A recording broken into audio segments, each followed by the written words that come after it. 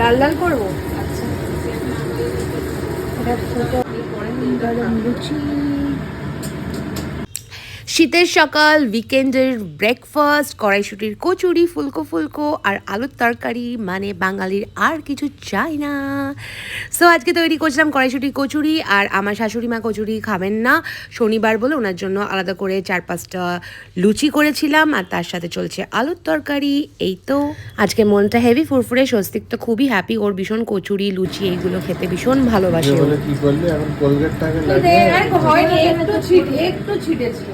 চিটে লেগেছে তো? অসুবিধা নেই, মুছে নিয়েছি। ওটা হালকা দেখ, ভালো ফুলেছে। দেখ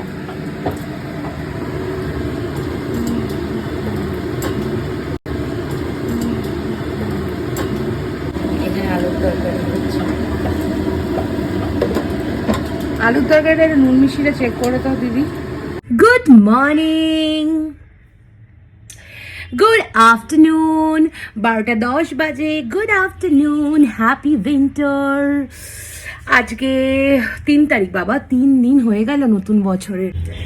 আমি সকাল সকাল কড়াইশুটির কচুরি, ও মাই গড, ব্রেকফাস্ট করে এখন রেডি হচ্ছি, কাজে যেতে হবে। উইকেন্ডে, স্পেশালি উইন্টার উইকেন্ডে কখনোই কাজে কাজে মন লাগে না, সবসময় মনে হয় ঘুরে বেড়াই ঘুরে বেড়াই ঘুরে বেড়াই। Work is money and money is food, food is life. So তার জন্য যেতে হবে। Happy winter and happy new year once again. By.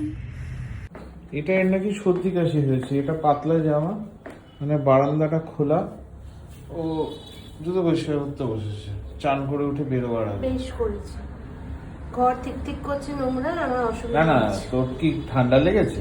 হ্যাঁ, কফ হয়েছে?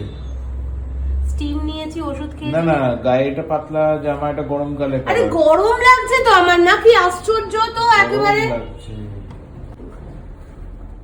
ঠান্ডাটা সারবে কি করে সেটা ঠিক নেই, গরম লাগছে।